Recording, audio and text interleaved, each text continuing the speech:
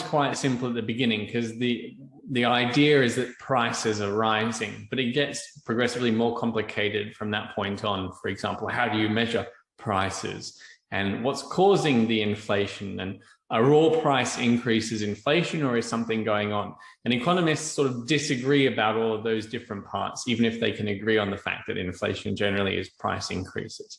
If you go back throughout history, actually the definition of inflation has changed as well. So the word inflation used to refer to the fact that you could increase the amount of money in the economy, and that was inflation of the money supply.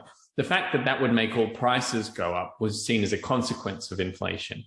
But over time, the definition has changed. And so now the idea of inflation is that prices are going up. But not all prices are included in the measure of inflation. So for example, house prices are not included. So it gets a bit imprecise, and you can play with the statistics, and there's different measures for inflation.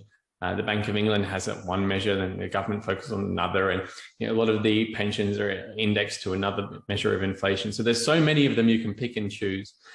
It all gets very complicated, but I think the way to think about this in the simplest terms, it's just that the price of everything is going up.